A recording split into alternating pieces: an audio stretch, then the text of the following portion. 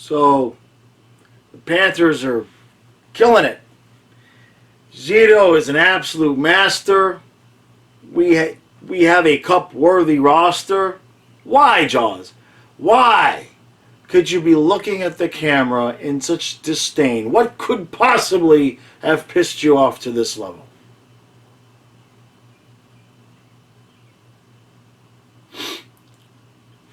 Now, as if yesterday's treatment of Marc-Andre Fleury wasn't bad enough, and from a league perspective, obviously, that was probably worse than this.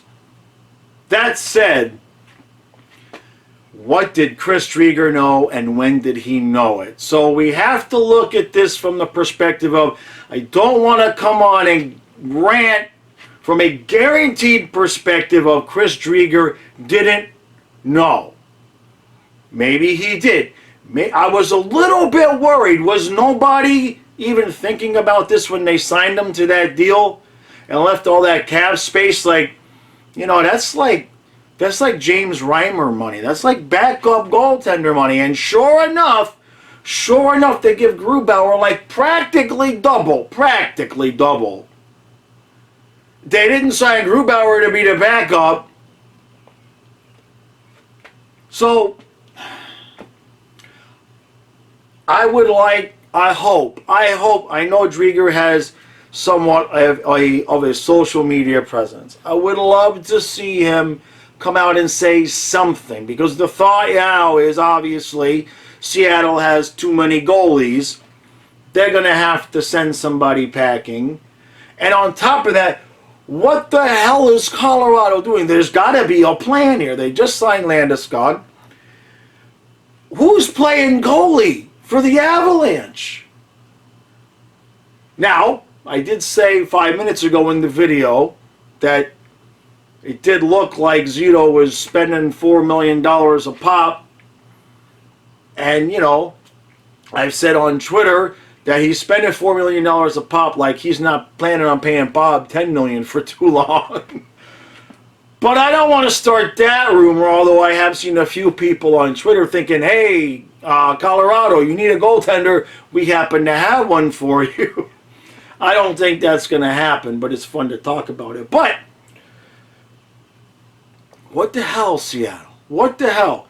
I just want to know, I would love Chris Driedger to make a public statement, either saying, hey, everybody, it's cool, I knew this was the deal, or something along the line. This would match Xavier Howard. If you want to know what being disrespected is, come over to watch hockey for a half a minute and see what happened to Marc-Andre Fleury yesterday and what appears to have happened to Chris Driedger today. That's disrespect. Not making you the highest paid player at your position at the time and then, you know, going and hiring, you know, paying somebody else. There's two starters in football, Xavier, not one like in hockey. Chris Driedger just got completely sent back to the backup role. And don't talk to me about how it's going to be an open competition. They didn't give Grubauer almost double the money to lose his job to Chris Driedger. Oh, and I just feel bad for him because he's at that age where, you know, he might have thought this was a bridge deal and that if he does well, that Seattle's going to extend him and give him a big contract. And now he's not going to have an opportunity to really show what he could do. And it's just absolute crap unless Seattle told him this was the deal. If Driedger signed the contract knowing that he was probably going to be the backup again, then nothing really here has happened. It's only happened in the public eye. But Driedger didn't look or sound like a guy that thought he was going to be the backup. In Seattle's press releases and building this guy up, sure as hell didn't sound like Driedger was going to be the backup. I think the assumption for everybody was Driedger was the guy.